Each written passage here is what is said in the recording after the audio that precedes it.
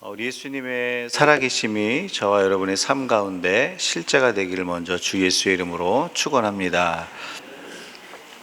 막혀있는 인간관계에서 먼저 상대방을 찾아간다는 것은 화해의 출발점이 됩니다.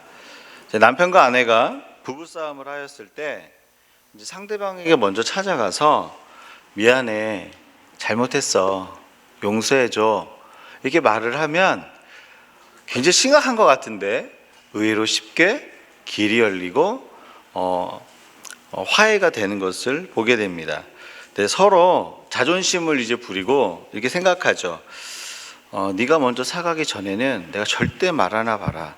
그리고 절대 말 안 하고 자존심을 피웁니다. 그러면요 집안의 공기가 달라져요. 학교에서 오는 아이도 알아요.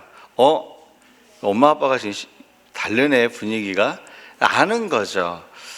먼저 찾아간다는 것은요 서로에게 국률한 마음을 갖게요. 내가 찾아가야겠다 라는 생각을 가지면 국률한 마음을 갖습니다.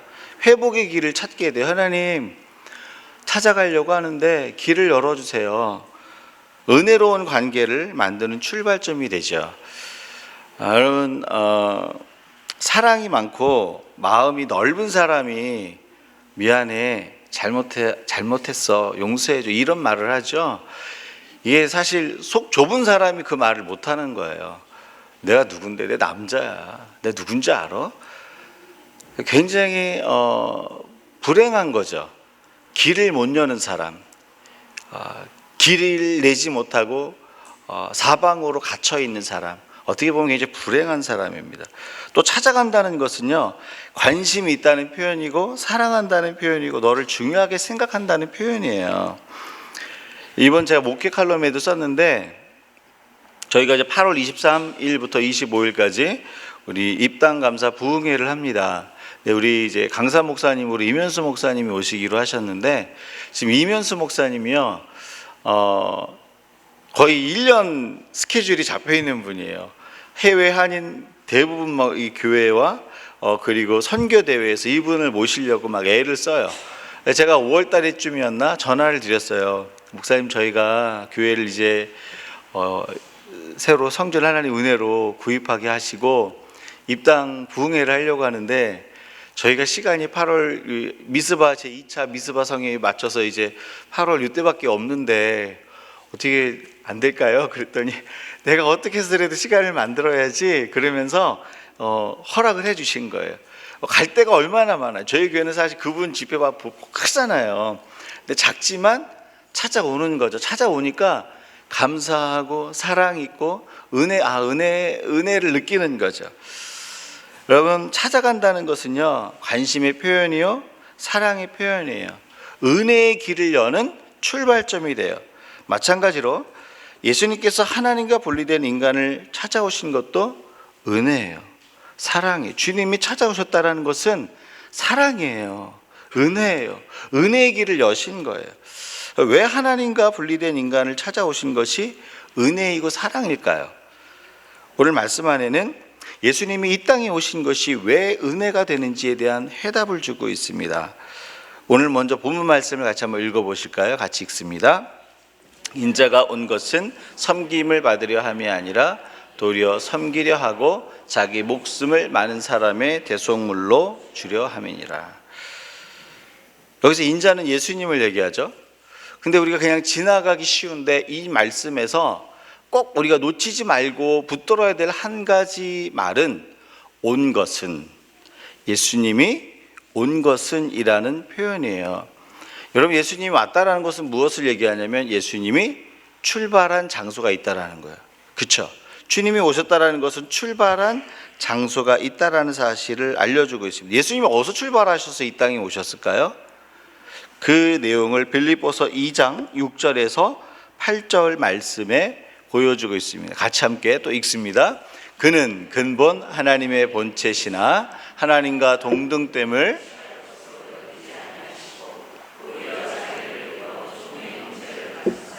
사람들과 같이 되셨고 사람의 모양으로 나타나사 자기를 낮추시고 죽기까지 복종하셨으니. 예수님이 어디 계셨냐면 하나님의 본체, 하나님의 그 영광을 가지고 하늘 보좌에 계셨어요. 거기가 출발점이셨어요. 거기서 어디로 오셨냐면 인간의 육체를 입고 이 땅에 오신 거예요. 예수님의 출발지는 하늘 보좌입니다. 하나님의 영광을 버리고 인간의 육체를 입고 이 땅에 오셨다라고 말하고 있어요. 얼마나 사랑하면 그 자리를 버리고 왔을까요? 얼마나 아끼면 예수님이 그 보좌에서 이 땅에 내려오셨을까요? 여러분, 사랑하지 않으면 이거 불가능한 거예요. 얼마 전에 그 일본은 아직 왕족이 있잖아요. 한 공주가 평민하고 결혼을 하기로 결정했잖아요. 그러면서 뭘 잊어버려요? 평민하고 결혼하기로 결정하는 순간 왕족의 지위는 잃어버리는 거예요. 그냥 평민으로 돌아가요. 그걸 보면서 일본 사회가 뭐라 그랬어요? 얼마나 사랑하면 그 지위를 버리고 평민으로 갔을까? 여러분, 사랑하지 않으면 그 자리를 못 놓는 거예요. 사랑하는 만큼 값을 지불하게 돼 있어요. 사랑하는 만큼 내 것을 내어주게 돼 있어요. 근데 하나님이신 예수님께서 하늘의 영광과 그 이 세상의 어떤 것과도 바꿀 수 없고 비교할 수 없는 그 영광을 내려놓고 이 땅에 오셨대요. 이거 하나만으로, 이 땅에 오셨다는 것 자체 하나가 무엇을 얘기하냐면 저와 여러분을 사랑한다라는 증거예요. 이 땅의 모든 종교는요, 신을 섬기라고 얘기해요. 나를 섬겨라, 나를 따라라, 네가 해야 될 것은 이거야 라고 인간이 해야 될 일들에 대해서 얘기해요. 그런데 이 땅의 모든 종교는 이런 얘기를 하지 않아요. 신이 인간을 위해 어떤 희생을 하였는지, 이 세상의 모든 종교는 신이 인간을 위해 어떤 희생과 섬김과 사랑을 보여줬는지 말하지 않아요. 다만 이렇게 얘기해요. 너가 이렇게 해. 너가 이렇게 하면 구원받을걸? 너가 이렇게 하면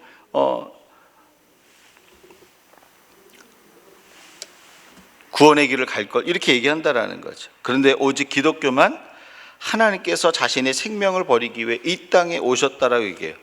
세상 종교는요, 자기들이 받드는 신을요 더 위대하게 만들길 원합니다. 내가 섬기는 신은 알라야. 알라가 얼마나 위대한지 알아? 부처가 얼마나 위대한지 알아? 세상의 종교는요, 그 신을 높이기에 바빠요. 너희는 나를 섬겨야 돼. 그러면서 인간의 의무는 있는데 신이 무엇을 하는지에 대해서는 얘기하지 않아요. 그런데 기독교는요, 처참하게 죽는 하나님을 보여줘요. 무능한 하나님을 보여줘요. 세상의 종교는 더 위대한 신을 만들기에 급급한데 왜 그런지 아세요? 사람이 만들었기 때문에 그래요. 종교는 사람이 만든 길이에요. 하나님이 만들어 놓은 길이 아니에요. 근데 하나님만, 오직 비참한 하나님, 무능한 하나님, 인간을 위해서 죽을 수밖에 없는 하나님을 보여준 게 기독교예요. 인간을 위해서 죽은 신은 예수님밖에 없습니다.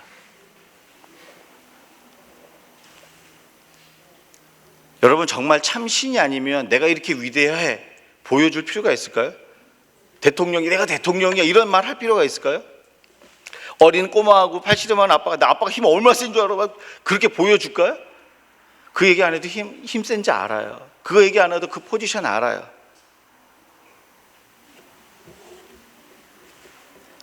그래서요, 기독교는 종교가 아니에요. 누가 기독교를 종교라고 그랬어요? 기독교를 종교라고 얘기하는 사람은 한 3일 굶기고 싶어요. 기독교는 종교가 아니에요. 하나님이 인간을 어떻게 사랑하시는지를 말씀해 주시는 사랑의 고백이고 약속이에요. 하나님이신 예수님이 이 땅에 내려왔다는 이 이야기, 하나님이신 예수님이 이 땅에 내려온 이야기는 하나님과 인간의 실제 사랑이에요. 지금도 이루어지는 사랑 이야기고, 내일도 경험되어지는 사랑 이야기고, 영원히 경험되어지는 사랑 이야기예요. 예수님이 이 땅에 오셨다는 것은 종교를 얘기하는 게 아니에요, 여러분. 세상 종교는 다 자기 신 위대하게 만들길 원해요. 근데 이 예수 그리스도가 이 땅에 오셨다는 것은 내가 인간을 만든 창조주가 인간을 구원하기 위해서 어떻게 죽었는지에 대해서 얘기하는 거예요. 어떻게 무능해졌는지에 대해서 얘기하는 거예요. 어떻게 처참하게 자기의 권리를 포기했는지에 대해서 얘기하는 거예요. 특별히 빌립보서 2장 오늘 말씀에 보면 왜 예수님이 이 땅에 오신 것이 우리에게 은혜가 되는지에 대해서 말해주고 있습니다. 2장 8절 말씀에 보니까 뭐라고 되어 있냐면 사람의 모양으로 나타나사 이 땅에 오신 거죠. 자기를 낮추시고 뭐 하셨어요? 죽기까지 복종하셨다. 이건 뭐냐면 예수님이 이 땅에 오셔서 하신 일이 뭐냐면 100% 완전한 순종의 삶을 사신 거예요. 죽기까지 복종했다는 건 뭐냐? 완전한 순종을 예수님이 이 땅 가운데서 이루셨다는 거예요. 그래서 불순종한 모든 인간들에게 이 예수님의 순종의 삶을 덧입혀 주시는 거예요. 여러분, 예수님 믿은 이후에도 여전히 쓰러지고 넘어지는 허물 많은 내 모습을 보게 되죠. 그렇죠?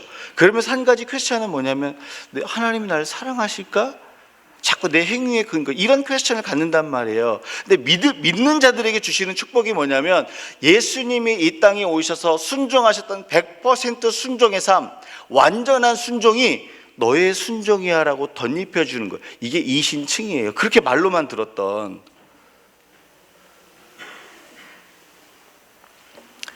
여러분, 예수를 믿으면요, 예수님의 순종의 삶이 내 삶이 돼요. 여러분이 믿으세요? 예수님이 십자가에서 죽은 사건을 가지고 내 죄가 사함받다라는 걸 믿는데 예수님의 순종의 삶이 내 삶이라는 사실을 아는 사람이 많지 않아요. 여러분, 아담과 하와가 사단의 시험에 졌어요. 선악을 알게 하는 열매를 먹지 말라 말씀하신 그 말씀을 어겼어요. 사단의 유혹에 넘어갑니다. 이 불순종의 결과로 뭐가 옵니까? 죄가 왔어요. 죄의 결과, 열매로 뭐가 온 거냐면 사망이 온 거예요. 죽음. 여러분, 저와 여러분이 왜 인생이 죽음을 맞이하는지를 아셔야 돼요. 왜 분노가 일어나는지, 왜 보지 말아야 될 것을 자꾸 보는지, 왜 먹지 말아야 될 것을 자꾸 먹는지, 왜 사랑하는 사람을 또 자꾸 눈을 돌리는지, 이것에 대해서 고민해 보셨어요? 나는 그런 생각을 하고 싶지 않은데 그게 막 올라와. 왜 그러는지 아세요? 죄의 열매 때문에 그래. 죄의 열매가 나를 그렇게 만드는 거예요. 나는 원하지 않는데 그것이 자꾸 올라오는 거예요. 예수님께서요, 이것을 회복시키시고 온전케 하시기 원하셨어요. 첫 번째 아담이 사단의 유혹에 넘어져서 하나님 말씀을 어기고 불순종했어요. 예수님이 이 땅에 처음 오셔서 하신 일이 뭔지 아세요? 제일 먼저 하신 일? 40일 금식을 하시고 시험 당하셨어요. 시험 당하셔서 당한 첫 번째 시험이 뭡니까? 돌을 떡으로 만들어 먹으래요. 근데 예수님이요, 말씀으로 이걸 이겼어요. 첫 번째 아담은 선악을 알게 하는 열매를 먹으라는 사단의 유혹에 넘어가서 그 먹는 것에 대한 그 명령 말씀을 실패했어요. 근데 예수님이 오셔서 처음 오셔서 하신 게 뭐냐면 아담의 그 실패를 승리로 바꾸신 거예요. 돌을 떡으로 만들어 먹으라는 것은 말씀으로 이기시잖아요. 사람이 떡으로만 살 것이 아니라 하나님의 입에서 나오는 모든 말씀으로 살 것이니라. 그러면서 아담이 실패했던 그 실패를 예수님은 승리로 바꾸십니다. 여러분, 아담과 하와가 선악을 알게 하는 열매를 따먹을 때 어떤 유혹이 있었어요? 너 이거 먹으면 무엇과 같이 돼요? 하나님과 같이 되겠대요. 하나님과 같이 높아지고자 하는 그 마음. 여러분, 여기서 실패했어요. 타락했어요. 근데 예수님이 두 번째 시험 뭘 당해요? 성전 높은 곳에서 뛰어내려라. 그러면 천사들이 받쳐주면서 쫙 올라가니까 사람들이 뭐라 그래? 이야, 예수님 하나님이시네. 봤지? 나 하나님이야. 이렇게 한다라는 거죠. 근데 예수님은 어떻게 하셨어요? 주 너희 하나님을 시험치 마라. 아담이 하나님과 같이 되고자 하는 그 시험에서 실패했지만 예수님은 철저히 하나님 앞에 순종하는 종으로 그곳에 두 번째 아담의 실패도 승리로 바꾸셨어요. 세 번째 아담의 실패가 뭔지 아세요? 타락해서 사단과 세상을 섬기는 자가 됐어요. 근데 예수님이 세 번째 당한 시험이 뭐예요? 천하만국을 보여주며 이것을 경배하라고. 그럼 나한테 경배하라고. 그럼 넌 주겠다고. 예수님이 뭐라 그랬어요? 주 너희 하나님만 사랑하고 섬기라고 선포하셨어요. 하나님, 이 땅에 인간이 어떻게 하나님을 섬겨야 되는지 온전한 인간의 모습을 보여주신 거예요. 무엇을 얘기합니까? 인간의 실패와 순종을 예수님이 오셔서 그 인간의 불순종을 예수님이 오셔서 순종의 모습으로, 승리의 모습으로 바꾸셨다는 거예요. 어디까지요? 십자가에 죽기까지 완전한 순종의 길을 여셨어요. 하나님께 가시는 그 순종의 길을 여셨는데 그 길이 바로 저와 여러분의 길이라는 거예요. 내가 그렇게 삶을 못 살았는데 하나님이 뭐라 그러시냐면 너 그 삶 살았어. 예수님의 삶을 우리의 삶으로 인정해 주시는 거예요. 예수님이 만들어 놓으신 그 순종의 길 때문에 예수님이 이 땅에 오신 것이 은혜예요. 여러분, 이 땅의 모든 종교는 인간이 신을 찾아가는 인간이 닦은 길이에요. 인간이 닦은 길이에요. 그래서 인간이 닦아놓은 길에 뭐가 있냐면, 뭘로 가꿔져 있냐면, 인간이 닦아놓은 그 길에 윤리와 도덕의 꽃으로 가득해요. 너 하나님께 가고 싶어? 너 신에게 가고 싶어? 윤리와 도덕을 지켜야 돼. 하나님 믿는 사람도 윤리와 도덕을 귀중히 여기고 지켜야 돼요. 근데 중요한 건 뭐냐면, 인간이 만든 종교는 윤리와 도덕으로 인간을 묶어놓기 때문에 완전한 자유가 없어요. 윤리와 도덕을 지키는데 기쁨이 없어요. 구원을 못 느끼는, 하나님 더 멀어지는 거예요. 왜요? 인간이 만들어 놓은 길이기 때문에. 인간이 만들어 놓은 길은요, 자꾸 윤리와 도덕으로 나를 올가매요. 맞는데 자유가 없어. 그거 맞는데 기쁨이 없어. 그런데 하나님이신 예수님이 이 땅에 오셔서 인간을 사랑하고 섬기셨어요. 100% 순종의 삶을 사시고 모든 믿는 자를 이걸 주시면서 예수를 믿으면 왜 기쁜 줄 아세요? 나는 예수 믿은 이후에도 여전히 쓰러지고 넘어지는데 하나님이 예수님을 통해서 나를 향해서 뭐라고 그러냐면 너 예수님의 의가 너의 의야. 예수님의 순종이 너의 순종이야. 나는 여전히 연약한데 기쁨이 있어요. 왜? 주님의 순종을 나에게 부어주시니까.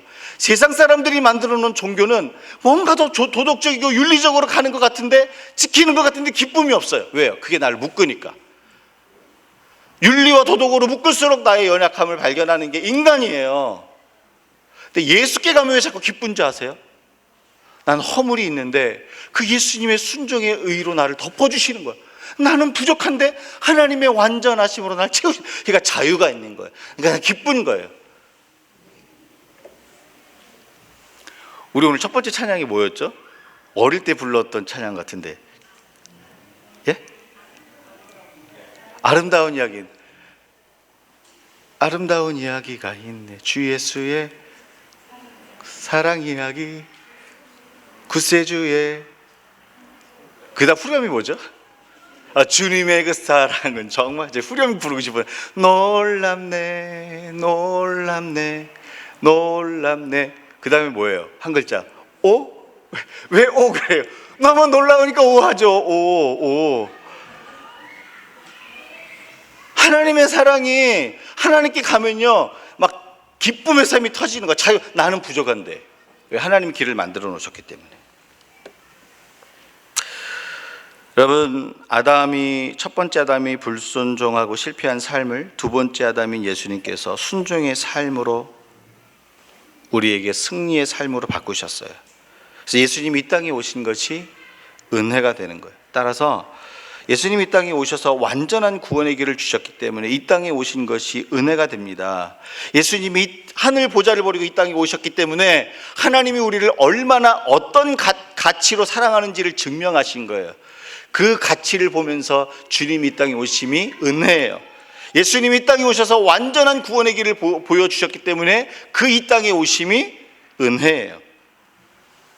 그래서 완전한 구원의 길을 주신 예수님을 경험한 사람들은요, 배우자하고 자녀에게 가서 먼저 미안해, 잘못했어, 먼저 이 길을 여셔야 돼요. 예수님을 통해서 구원의 길을 본 사람, 구원의 길을 열어주신 그 예수님의 모습을 본 사람들은요, 막혀있는 관계에 먼저 찾아가서 길을 여는 자가 돼야 돼요. 길을 여는 자. 얘야, 내가 누군지 아냐? 너의 시어머니다.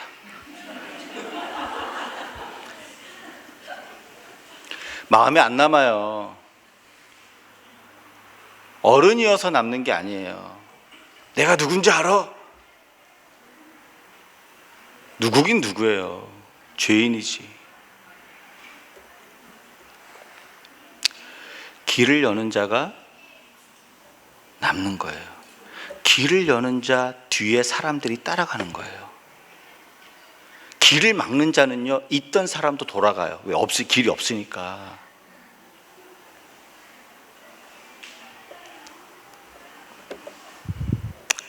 주님이 하나님과 나 사이, 예수님이 오셔서 하나님과 나 사이에 길을 여셨어요. 그 은혜를 누리는 사람은요, 자꾸 길을 만드는 거예요. 여러분, 길을 만드세요. 예수님이 길을 만드셨잖아요. 특별히 믿음 생활에서 환상을 보고 하나님의 음성을 듣고 기적을 경험하는 사람이 구원의 길을 걸어가는 사람이 아니에요. 여러분, 이거 하나님이 주신 거지만 믿음 생활할 때 하나님 음성 들었다 그래서 구원의 길을 걸어가는 게 아니에요. 기적 경험하고도 타락한 사람들 많아요. 예수님 때문에 먼저 찾아가서 길을 열어주는 사람이 구원의 길을 걸어가는 사람이라고 하나님은 선포하고 계세요. 찬양했더니 막 눈물이 막 쏟아지고 막 하나님의 음성이 듣고 막 그랬어. 집에 딱 가더니 너 뭐 하는 거야? 길을 막어. 그 눈물은 무슨 의미고, 환상은 무슨 의미고, 기적은 무슨 의미가 있어요? 사랑하는 여러분, 예수님이 이 땅에 오신 것이 은혜가 되는 이유는 길을 여신 거, 하나님과 나 사이 길이 열렸어요. 예수님 때문에. 그걸 뭘로 증명하시겠어요? 길을 여세요. 길을. 두 번째로, 왜 예수님이 이 땅에 오신 것이 은혜가 될까요? 45절 말씀을 같이 또 읽습니다. 같이 읽겠습니다. 인자가 온 것은 섬김을 받으려 함이 아니라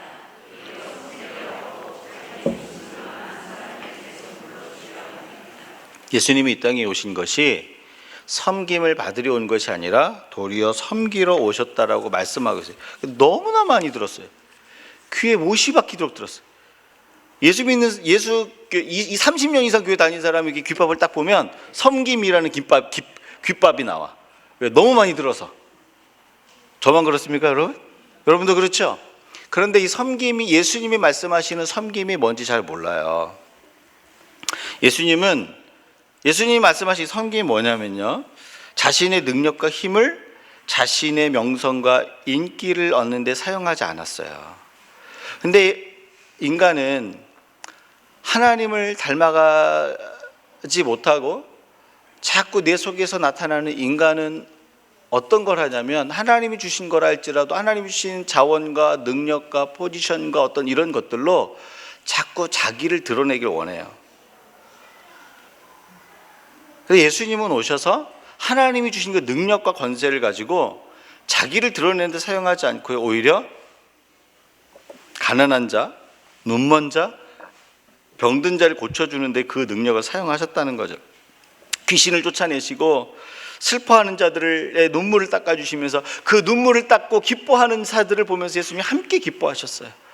그들이 치유되는 것을 보고 행복해하는 걸 보면서 함께 행복하셨어요.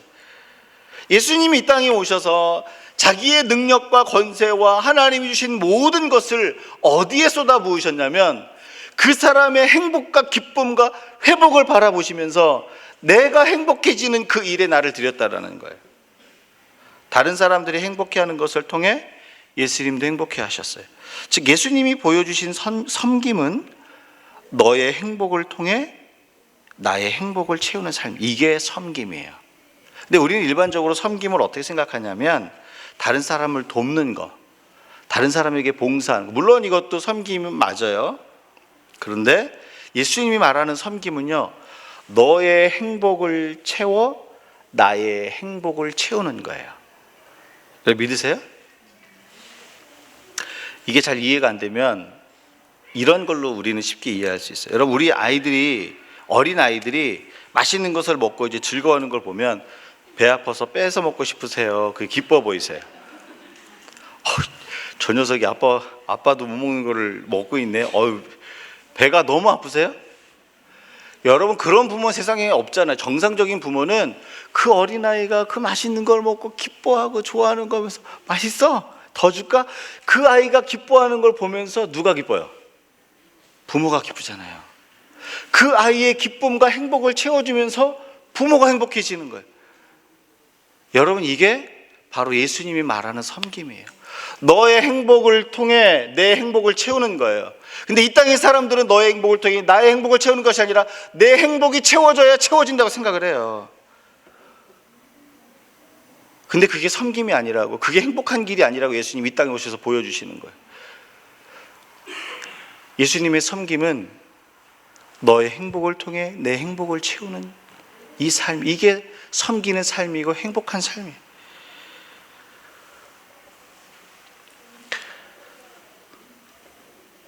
특별히요, 예수님이요, 우리의 문제를 해결해서 막 기뻐하는 그걸 보면서 예수님이 기뻐하시지만 예수님이 더 기뻐하는 게 있어요. 뭔지 아세요? 예수를 몰랐던 자들이, 진리를 따라가는 것을 몰랐던 자들이 진리를 따라가는 그 기쁨을 아는 것을 보는 것을 예수님이 기뻐하시는 거예요. 진리를 따라가는 게 뭔지 몰라, 생명을 따라가는 게 뭔지 몰라. 근데 어느 날부터 보니까 이 사람이 생명을 따라가고 진리를 따라가는 기쁨을 알아. 그것을 보는 것이 예수님이 기뻐하는 거예요. 그 기쁨을 채우며 그 행복을 채웠을 때 나에게 채워지는 그 기쁨, 이것이 예수님 말씀하시는 섬김의 기쁨이에요. 따라서 예수님이 이 땅에 오시는 것이 은혜가 되는 이유는 우리의 행복을 통해 예수님의 행복을 채우는 섬김의 삶을 사는 거예요. 사랑하는 여러분, 특별히 예수님의 섬김이 우리 결혼 생활과 신앙 생활에 적용되기 원합니다. 섬김의 삶을 어디 가서 적용하시겠어요? 하나님, 제가 직장에 가서, 하나님, 제가 교회 가서, 천만의 말씀. 부부 사이에 안 되면 교회에서도 직장에서도 안 돼요. 한국 속담인지 뭔지 잘 기억이 안 나는데 한국에 이런 말 있잖아요. 안에서 새는 바가지? 모르세요? 안에서 새는 바가지? 밖에서도 새요. 안에서 안 되는데 어떻게 바깥에서 돼요? 여러분, 너의 행복을 채워 나의 행복을 채우는 것은 어떤 것을 얘기하냐면요, 부부 사이에서 먼저 이것을 확증할 수가 있어요. 저 사람의 행복과 저 사람의 기쁨을 채워서 내 기쁨을 채우는 거예요. 특별히 진리를 몰랐던 남편, 진리를 몰랐던 아내가 그 진리를 깨닫는 기쁨을 채워서 그 기쁨이 내게 충만해지는 거, 여기까지 도달하셔야 돼요. 인간적으로는 부부관계에서 그 사람이 행복해지고 기뻐하는 것도 포함을 하지만 더 궁극적인 것은 뭐냐면 진리를 몰랐던 자가 진리를 깨닫는 기쁨, 죄 용서의 기쁨을 몰랐던 자가 죄 용서의 기쁨을 깨닫고 즐거워하는 것을 보면서 그 기쁨이 내게 채워지는 것, 이게 예수님 말씀하신 섬김이에요. 이게 또 우리 교회에 섬김을 이렇게 적용하기 원합니다. 여러분, 우리가 목장에 이제 새 가족이 오고 막 배치가 되고 또 서로 목장이 또 이렇게 되면 또 인간적인 즐거움도 있어야 돼요. 캠핑도 가야 되고 놀러도 가야 되고 뭐 여행도 가야 돼요. 저를 불러주는 사람이 없어요. 이거 필요한 거예요. 가실 때 저도 좀 불러주세요. 네, 필요해요. 인간적인 즐거움도 필요해요. 왜냐하면 우리 사람이니까, 육신을 갖고 있으니까. 그렇게 해도 마음이 열리죠, 아직 예수를 모르는 사람들은. 그런데 섬김의 궁극적인 목적을 알고 그걸 해야 돼요. 섬김의 궁극적인 목적은요, 우리가 좋아, 즐겁고 행복하고 막 시간을 보내서 여기서 그치면 안 돼요. 필요하지만 어디로 가야 되는지 아세요? 예수를 몰랐던 그 사람이 예수를 아는 그 기쁨을 누리는 걸 보고 내가 기뻐하는, 여기까지 가야 되는 거예요. 진리를 행하는 것을 행하는 기쁨을 몰랐던 자가 진리를 행하는 그 기쁨이 그 가운데 막 담겨지는 걸 보고 그게 내가 기뻐해야 돼. 이게 예수님이 우리 가운데 말씀하시는 섬김이에요. 이 섬김을 위해서 예수님이 오셨고, 이 섬김의 기쁨을 알게 하기 위해서 이 땅에 오셨다는 거예요. 너의 행복을 통해 나의 행복을 추구하는, 채우는 그런 삶이 가정 가운데 먼저 있길 주의 이름으로 축원합니다, 여러분. 근데 이게 중요한 게 있어요. 너의 기쁨을 채우기 위해, 너의 기쁨을 통해 나의 기쁨을 채우기 위해서 뭘 해야 될까요? 뭘 해야 되죠? 오늘 말씀해 보기를 기대해서, 특별히 너의 행복을 통해 나의 행복을 채우는 그 삶을 위해 예수님이 구체적으로 무엇을 행하셨는지, 무엇을 실천하셨는지 말씀해 주고 있습니다. 45절 후반 말씀 다시 한번 읽습니다. 같이 읽습니다. 자기 목숨을 많은 사람의 대속물로 준. 대속물이 뭘까요? 대속물. 여러분, 대속물은요, 대신 값을 주는 걸 얘기하는 거예요. 주로 이 대속이라는 그 영어 단어를 랜섬을 많이 써요. 값을 지불했다라 그래서. 여러분, 대속물은 언제 사용하냐면 구약 성경에 보면 이스라엘 백성들이 제사 지내는 사람이 자기의 허물과 죄를 용서받기 위해서 소나 양이나 염소를 하나님께 앞에 갑니다. 그리고 제사하는 사람이 그 소나 양이나 염소 머리에 안수를 해요. 손을 얹어요. 왜 얹을까요? 전가예요. 내 죄를 나 대신 죽는 이 동물에게 전가하는 거예요. 그래서 내 죄를 이곳에 전가하고 동물의 목을 따는 거예요. 그리고 피를 흘리게 하고 동물을 잡는, 나 대신 생명값을 치르고 죽은 것, 그게 대속물이에요. 그러면서 나 대신 죽은 그 대속물을 올려드리면서 용서하시는 하나님을 만나면서 우리는 기쁨이 회복되는 거예요. 기쁨을 누리는 거예요. 마찬가지로 예수님이 나의 죄 대신 십자가에서 죽으셨어요. 대속물이 되셨어요. 예수님이 십자가에서 대속물이 되시면서 왜 그 십자가에서 죽으실 때 예수님의 마음을 표현한 성경이 있어요. 어딘지 아세요? 십자가에서 죽으셨을 때 예수님이 어떤 마음으로 십자가에서 죽으셨을까? 히브리서 12장에 보면 이런 말씀이 있어요. 앞에 있는 즐거움을 참으사 십자가의 고통을 당하셨다고, 참으셨다. 앞에 있는 즐거움 뭐예요? 여러 가지가 있어요. 그 본문 정황으로 보면 하나님 우편 보좌에 앉는 그 즐거움, 부활의 즐거움을 위해서 십자가를 참았어요. 여러 가지 해석이 있지만 오늘 본문에 의하면 십자가를 참으신 이유, 십자가에서 대속물이 되신 이유는 뭐냐면 우리가 죄 사함을 받고 기뻐하는 그 모습을 보는 즐거움, 그 즐거움 때문에 대속물이 된 거예요. 우리 가운데 기쁨을 부으시고 그 기뻐하는 걸 보면서, 죄 용서받은 그 기쁨을 보면서 주님이 그걸 즐거워하는 그 즐거움을 위해서 십자가를 지셨다라고 얘기하고 계세요. 즉 너의 행복을 통해 나의 행복을 채우는 삶을 위해 예수님은 대가 지불의 삶을 사신 거예요. 여러분, 너의 행복을 위해 너의 행복을 통해 나의 행복을 채우는 삶을 위해서는요, 대가 지불이 있어야 돼요. 이 대가 지불이 없이는 너의 행복을 채울 수가 없어요. 부부 사이에서 너의 행복을 채우기 위해서 대가 지불은 뭘까요? 돈이요? 얼마면 돼? 이게 대가 지불이 되겠습니까? 부부 사이에서는요, 돈이 대가 지불이 아니에요. 왜요? 네 돈이 내 돈이고 내 돈이 네 돈이, 무슨 돈이 대가 지불이에요? 돈이. 물론 안 그런 분도 있겠지만 대체적으로 그렇잖아요. 부부 사이에서 대가 지불은요, 자존심이에요.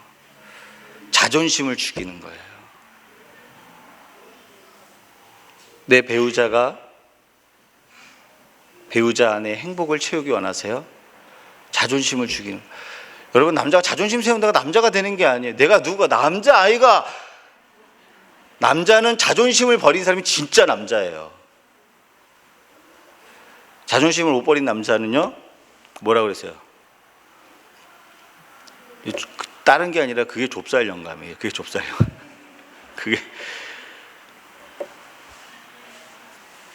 여러분, 대가 지불이 필요해요. 누군가에게 기쁨을 채워주기 위해서는 대가 지불이 필요한데, 예전에 목장을 하셨던 어떤 분이 이런 일이 있었어요. 목장을 이제 하고 자기 집을 오픈을 했어요. 근데 어떤 아이가 와서 그 집에 정말 비싼 유리를 깹니다. 근데 아이는 안 다쳤어요. 그걸 보면서 아이는 안 다치니까 엄마가 그걸 보고 안심을 했는데 속으로 걱정하고, 저 비싼 유리를 어떻게 내가 갚아줘야 되나, 어떻게 하지? 막 걱정을 하는 거예요. 그러니까 그날 목장을 오픈했던 집사님이 괜찮니? 너 안 다쳤지? 안 다쳤어요. 했더니 안 다쳤으면 됐어. 괜찮아, 괜찮아. 괜찮다라는 말을 듣고서요, 아이하고 엄마가 너무 좋아하는 거야. 너 괜찮다는 말. 그러니까 그 좋아하는 모습을 보니까 주인도 기쁜 거예요. 기뻤는데, 근데 유리값은 얼마야? 그리고 기쁨이 달아나겠습니까? 안 달아나겠습니까?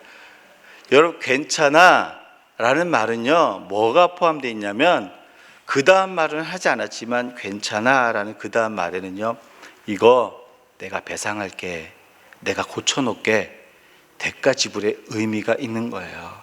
괜찮아.